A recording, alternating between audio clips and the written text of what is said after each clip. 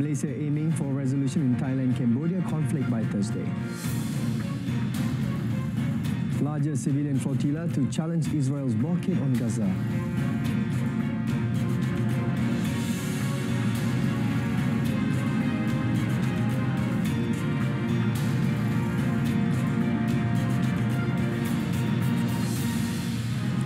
Good afternoon and salam Malaysia Madani. This is World Today. I'm Sahih.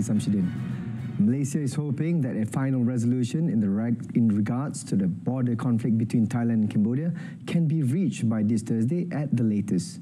Prime Minister Datuk Seri Anwar Ibrahim said Malaysia is currently acting as the host in coordinating a general border committee meeting between the two countries. He noted that the meeting in Kuala Lumpur focuses on efforts to find a resolution to the issues of rule violations and border disputes. Kita mengharapkan beberapa titik pertemuan yang diselaraskan oleh Malaysia dapat dimeterai sebelum 7 hari bulan ataupun pada 7 hari bulan, kerana pada 7 hari bulan Menteri-Menteri Pertahanan Kemboja dan Thailand akan bersama untuk mencapai kesepakatan dan mudah-mudahan ada penyelesaian muktamad sekurang-kurangnya menghentikan atau meneruskan gencatan senjata, menjamin tidak ada lagi pelanggaran peraturan termasuk di kawasan-kawasan sempadan yang dipertikai. Datuk Seri Anwar added that the negotiations are important not only to reach an immediate solution to the conflict, but also to strengthen diplomatic and military relations between Thailand and Cambodia. Progress on Malaysia's priority economic deliverables is among the key agenda items discussed at the 48th meeting of the High-Level Task Force on ASEAN Economic Integration. The two-day meeting, which began yesterday and is chaired by Ministry of Investment, Trade and Industry Secretary-General Datuk Hairul Yahri Yaakob, also reviews the implementation of the ASEAN Economic Community AEC Blueprint 2025 with a focus on expediting pending commitments. The meeting, part of Malaysia's ASEAN Chairmanship this year theme, Inclusivity and Sustainability, focuses on key deliverables and strategic direction for ASEAN's economic future. In a statement, the ministry said the session would also include exchanges of views on regional and global economic developments, including updates from the ASEAN Geo-Economics Task Force. It will also provide updates on the ASEAN Community Vision 2045 and the AEC Strategic Plan 2026 till 2030, which guide ASEAN's long-term economic development agenda. The ministry further said the meeting will also discuss preparation for the Philippines ASEAN Chairmanship next year, including continuity of initiatives and forward planning. A massive civilian flotilla is set to depart for the Gaza Strip at the end of August in a new bid to break Israel's blockade that has left the territory's entire population on the verge of famine. Members of the global Sumut flotilla said activists from 44 countries have signed up for the coordinated effort. Organizer Haifa Mansouri said dozens of boats, both large and small, will set sail from ports across the world, converging on Gaza in the largest civilian flotilla of its kind in history. The flotilla brings together 4 initiatives, namely the Maghreb Sumut Flotilla, the Global Movement to Gaza, the Freedom Flotilla Coalition, and Sumut Nusantara. Mansouri said their united aim is to break the illegal blockade on Gaza by sea, establish a humanitarian corridor, and confront the ongoing genocide against the Palestinians. The first convoy will leave Spanish ports on 31st August, followed by a second from the Tunisian ports on 4th September. Another organizer, Saif Abu Khish, said more than 6,000 activists have already registered online to join the initiative. He added participants will undergo training at departure points with solidarity events and encampments planned along the way. He said this is a renewed attempt to pressure governments by sending dozens of ships and thousands of activists to break Gaza's blockade.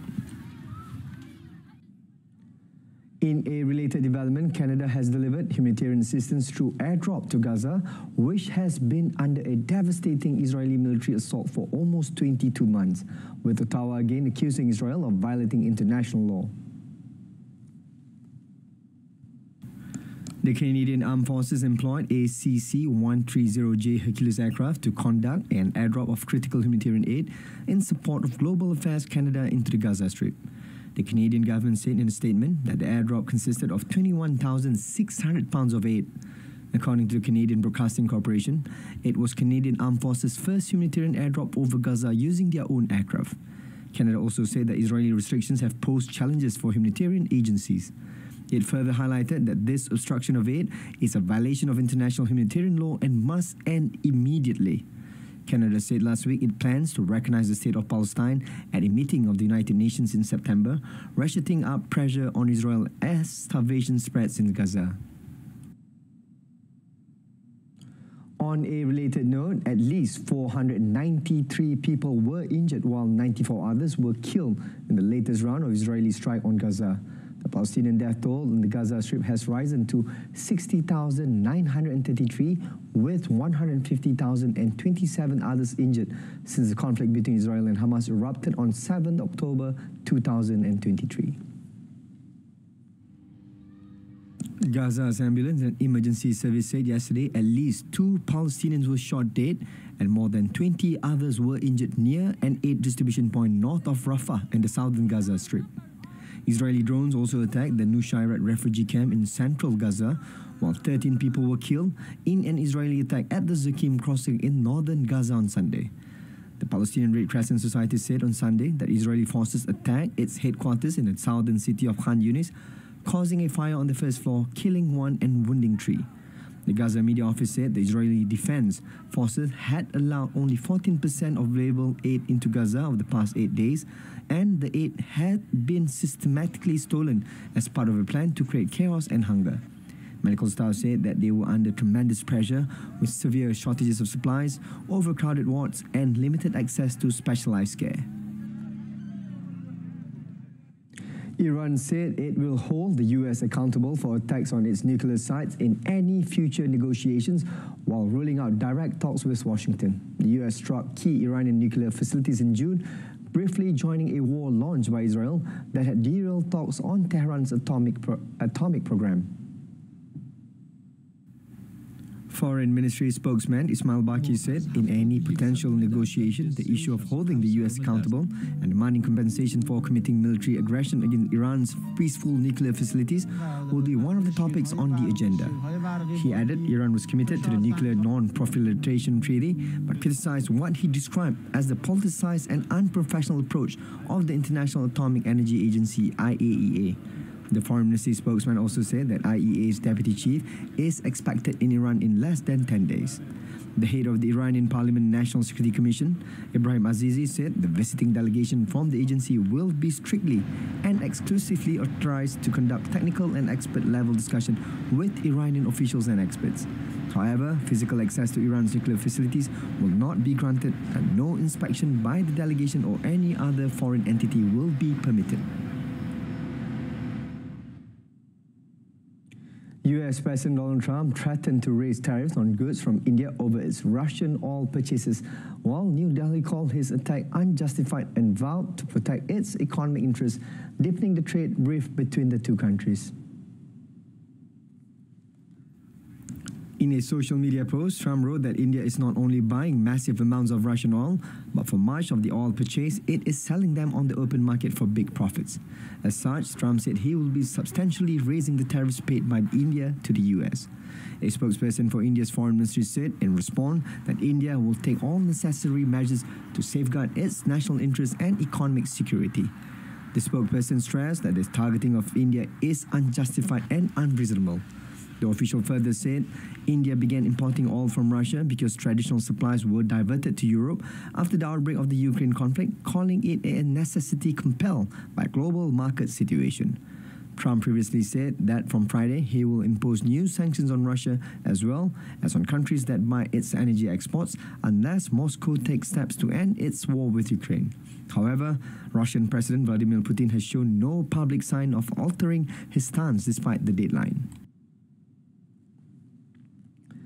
The European Union has decided to suspend its 2 packages of countermeasures to US tariffs for 6 months following a deal with US President Donald Trump. The EU-US agreement leaves many questions open, including tariff rates on spirits and Trump's executive order last week setting tariffs on most EU goods at 15%. It did not include carve-outs such as for cars and car parts. EU officials previously said they expect more executive orders to follow soon. A Commission spokesperson said in a statement that the EU continues to work with the US to finalize a joint statement as agreed on 27th July. With these objectives in mind, it said the Commission will take the necessary steps to suspend by 6 months the EU's countermeasures against the US, which were due to enter into force on 7th August.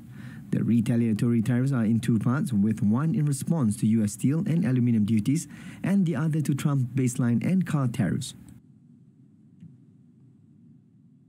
Pakistan and Iran have reaffirmed their commitment to significantly strengthening their economic partnership, setting a target to raise bilateral trade to $10 billion. The announcement came during the official visit of Iranian President Dr. Masoud Pezeshkian to Islamabad, where he held high-level talks with Prime Minister Shehbaz Sharif. According to a statement issued by the Prime Minister's office, the two countries signed 12 agreements and Memoranda of Understanding MOUs covering trade, energy, connectivity and cultural cooperation. Both sides expressed determination to translate diplomatic goodwill into tangible outcomes and to accelerate progress towards the trade target. The statement said both countries signed a number of documents to transform them into agreements and to realize the potential of a $10 billion trade target. Delegations from both sides are expected to meet in the coming weeks to finalize a roadmap for implementation. President Pezeshkian's today visit over the weekend, his first official trip to Pakistan since assuming office, is seen as part of a broader regional engagement strategy amid shifting geopolitical dynamics in the West Asia region.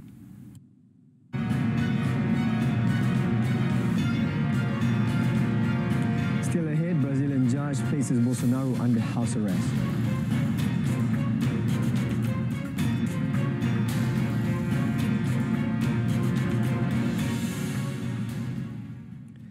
Tesla has announced an interim compensation award worth about $29 billion for Elon Musk, asserting the need to retain the controversial CEO at a moment of fierce competition for top talent.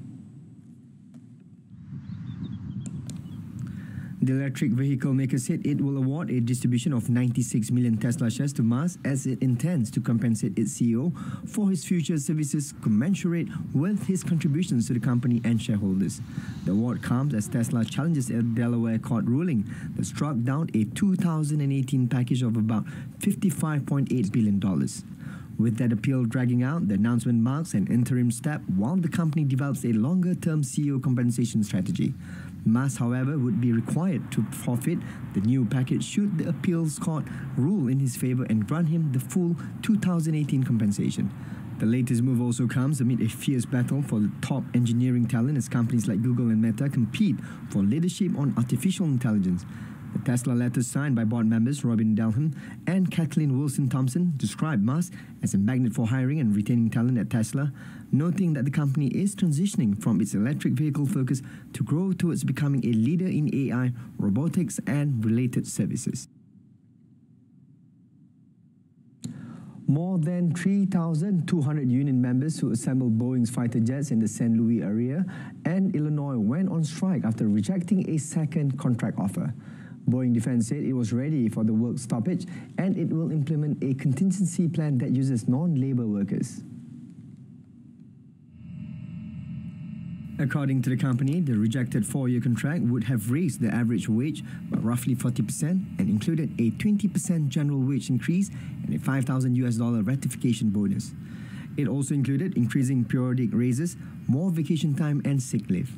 District 837 head Tom Boeing said in a statement, members of the International Association of Machinists and Aerospace Workers, District 837, deserve a contract that reflects their skill, dedication and the critical role they play in the nation's defense. Boeing CEO Kelly Ortberg downplayed the impact of the strike when talking with analysts about second quarter earnings, noting that the company had weathered a 7-week strike last year by District 751 members who build commercial jets in the Northwest and number 33,000.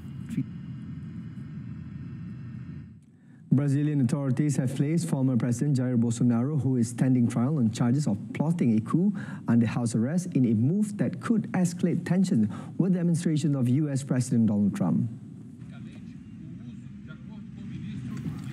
Supreme Court Justice Alexander de Moraes issued the arrest order, saying in his decision that the right-wing firebrand did not comply with judicial restraining orders imposed on him last month.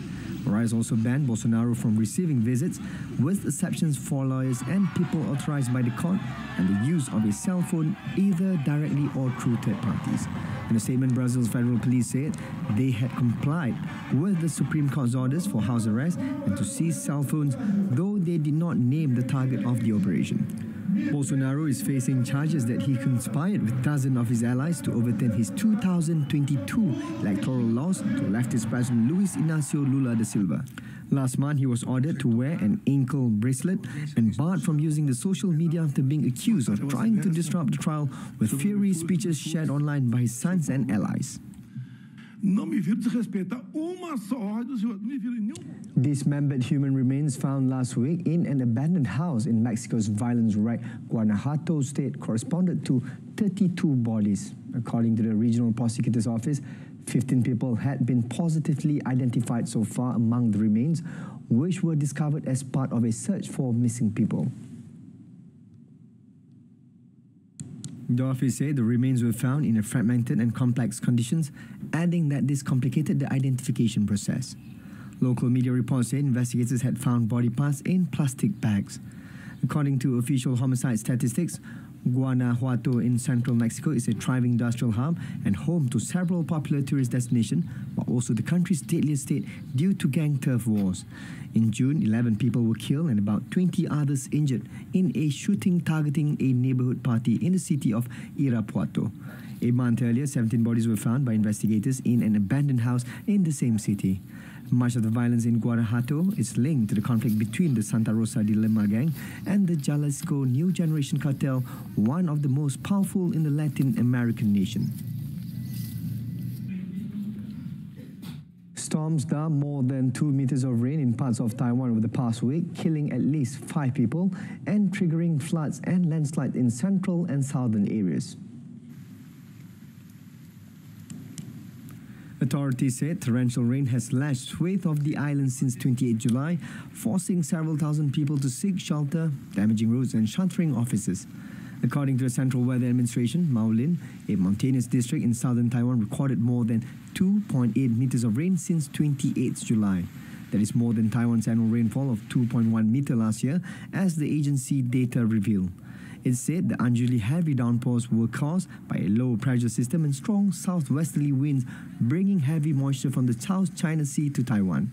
Southwesterly winds were normally brought by typhoons affecting the island and seasonal rain in May and June. This time it was caused by Typhoon Koumei, pushing southwesterly winds further north as it swept past eastern Taiwan on its way to China. According to a disaster official, the week of bad weather also left at least 3 people missing and 78 injured. Nearly 6,000 people were forced to leave their homes. The state weather forecaster expects the rain to ease in the coming days. Over in China, authorities evacuated over 82,000 people across Beijing at risk from heavy rainfall after dozens of people died in flooding in the capital's suburb last week. Authorities warn of flooding risks in the northwestern suburb of Miyun, the hardest hit by last week's deluge, as well as southwest eastern Fangshan, western Mentugu and northern Huairu. According to official figures, flood in Beijing's northern suburbs killed at least 44 people and left 9 missing last week. Some 31 fatalities occurred at an elderly care center in Miyun, prompting a local official to admit gaps in disaster readiness. Natural disasters are common across China, particularly in the summer, when some regions experience heavy rain while others bake in searing heat. China is the world's biggest emitter of the greenhouse gases that drive climate change and contribute to making extreme weather more frequent and intense. But it is also a global renewable energy powerhouse that aims to make its massive economy carbon neutral by the year 2060. Elsewhere, heavy rains battering Guinea's capital since late June have killed at least 15 people and displaced dozens as the peak of the rainy season overwhelms aging urban infrastructure. Across Conakry, roads and bridges buckle under the deluge. At damaged Fossiden Bridge, rescue volunteers cleared debris and searched for those still missing.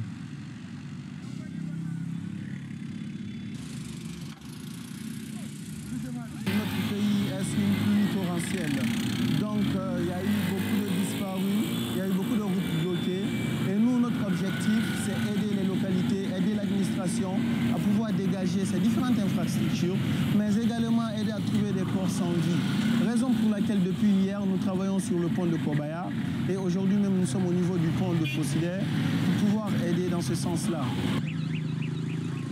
The National Agency for Emergency and Humanitarian Disaster Management said at least 138 homes have been damaged and 52 families were forced into makeshift shelters. The latest increase was caused by flash flood, house collapses, landslide and flooding of several neighborhoods. The government has pledged to accelerate upgrades to urban drainage systems, clear critical waterways and relocate communities in landslide-prone zones. More than 1,000 firefighters are fighting a continuous battle against a wildfire in California that has already burned more than 65,000 acres as of yesterday afternoon. According to the U.S. Forest Service, the massive Gifford fire has injured at least 3 people. According to CAL FIRE, the blaze began on Friday afternoon inside the Los Padres National Forest in Solvang, California, impacting people in both Santa Barbara and San Luis Obispo counties. At a containment of only 3% as of 7 p.m. Eastern Time on Monday, the fire has already scorched at least 65,062 acres. CAL FIRE said as the fire continued to burn, evacuation orders and warnings were issued for areas of both counties and Highway 166 was closed due to flames on both sides of the road. The fire has also affected the air quality in the region. In a post by Santa Barbara County Air Pollution Control District, officials issued an air quality alert until conditions improve. The National Weather Service warned that Southern California will face elevated fire danger amid gusty winds in the coming week. Meanwhile, launch barges were set ablaze in Japan's Yokohama after fireworks landed on them during a festival.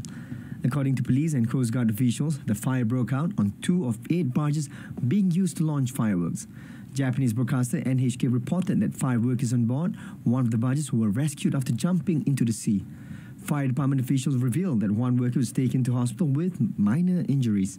Authorities are investigating the cause of the fire, while the event organizer told police that a fireworks launch system went out of control.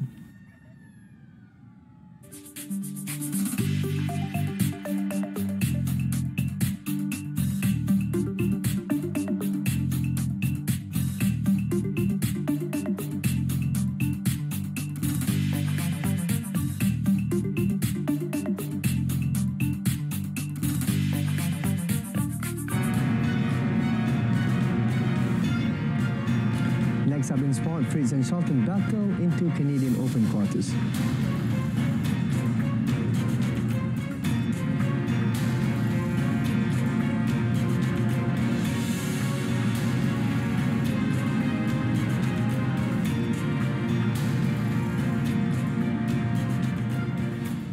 We begin our sports segment with football. Czech striker Patrick Schick has extended his contract with Bayern Leverkusen through 2030. Schick, aged 29, was an integral part of Leverkusen's unbeaten German domestic double winning squad in the 2023-2024 season. Since joining the works of in 2020, Schick has netted 81 times in 168 appearances in all competitions, as well as laying on 12 assists. Under the tutelage of new departed coach Xabi Alonso, Schick contributed vital goals on numerous occasions as Leverkusen became the first club to win the Bundesliga without losing a match. He also lifted the German Cup and German Super Cup last year. The forward's decision to extend his contract bucks the trend of departures this summer from the Bundesliga runners-up. Alonso left to coach Real Madrid and has been followed out the door by star playmaker Florian Wirtz, as well as Jermaine Frimpong, Granit Xhaka and Jonathan Tah. Former Manchester United boss Erik ten Hag has replaced Alonso in the Leverkusen hot seat as the club start down a new path. Moving on to tennis, Taylor Fritz battled before finally getting past Czech's Hyril Heka with a 7-6, 6-7, 7-6 victory in 3 hours to reach the quarterfinals of the Canadian Open. The US second seed finished off a complete match set of Masters 1000 quarterfinals as the last piece of the puzzle fell into place in Canada. The marathon lasted 39 games without a break of serve, with 15 aggregate points going begging. Fritz delivered 2 aces in the final set tiebreaker on his way to the narrow win, moving into the last 8 as Lehecka drove long. Fritz will take on Andrei Rublev in the next round. Meanwhile, fellow American Ben Shelton earned a second chance after Flavio Cobolli failed to serve out their match, with the 4th seed finally securing a somewhat contentious 6-4, 4-6, 7-6 win. The pair had words after the match, which Shelton characterized as nothing serious. The winner, who will next play Alex de Minaur, earned his 100 ATP level win after nearly 2.5 hours, firing an ace on his second match point to wrap up a place in the last 8 for a 3rd straight tournament after Wimbledon and Washington. Novak Djokovic has decided to withdraw from this week's start of the ATP Cincinnati Masters, with the pullout coming a year to the day from his Paris Olympic gold medal victory. Tournament officials confirmed the news to The Athletic, meaning the 38-year-old Serb will have played no matches between his Wimbledon semi-final loss to Jannik Sinner and the US Open, which starts in 3 weeks. World number 1 Sinner, who, like Djokovic and Carlos Alcaraz, that skipped the current ATP Toronto Masters in order to rest and recover from Wimbledon, has been in Cincinnati since the weekend. Sinner and his team posted a golf course selfie to social media 1 day after an opening practice session at the pre-US Open event.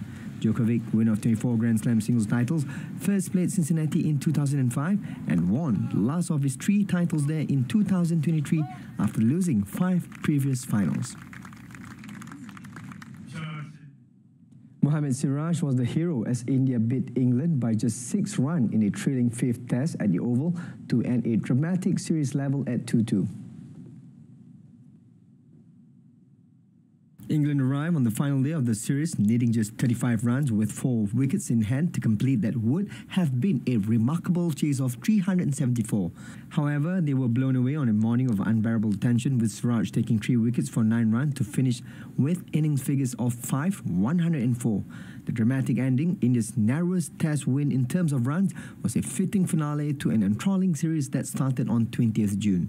Fast bowler Mohammad Siraj was India's hero, dismissing Jamie Smith and Jamie Overton before bowling Gus Atkinson to end the match.